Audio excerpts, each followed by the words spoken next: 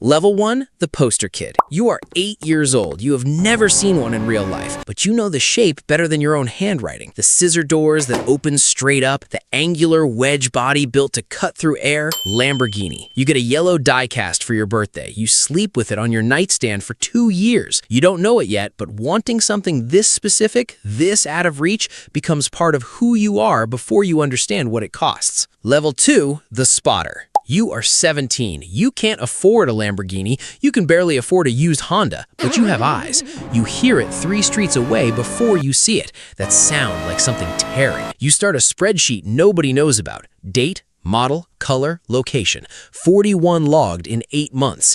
You are not delusional. You know the gap between where you are and where these cars live, but mapping a distance is the first step toward closing it. Level 3, the renter. You are 23. You rent one for a day. It costs more than your rent payment. Your hands are actually shaking when you take the key. You drive it for 4 hours on the one stretch of highway with no speed cameras, because of course you look that up first. You return it on time, full tank, interior perfect.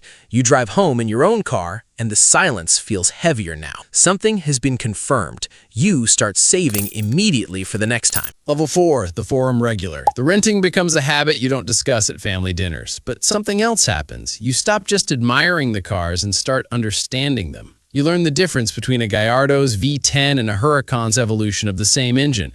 You learn which years had transmission issues. You become the person whose facts get quoted without credit.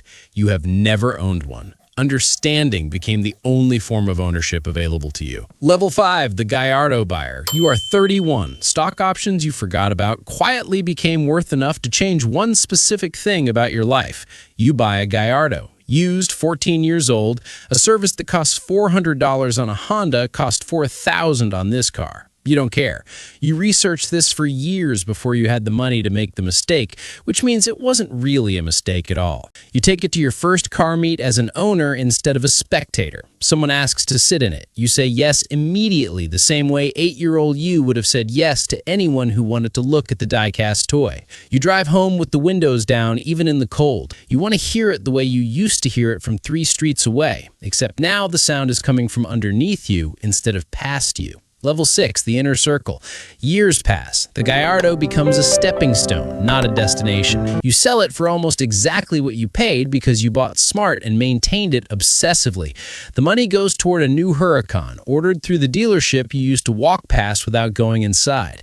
You choose a green close to, but not exactly, the one you saw disappear around a corner when you were 17. You tell yourself this is a coincidence. It is not. The car arrives on a covered transport truck. You watch it roll down the ramp like a small ceremony because to you, it is. You join the regional club. You meet people who have owned 11 of these over the years, who talk about each one the way other people talk about ex-relationships. You go on your first organized drive, 40 Lamborghinis in formation, the sound rolling down the highway like weather. Somewhere in that line, surrounded by the exact thing you used to draw badly in the margins of school notebooks, something settles. Not because you made it, because you understand, finally, that the 8-year-old with the die-cast toy and the 17-year-old with the secret spreadsheet were never separate people from you.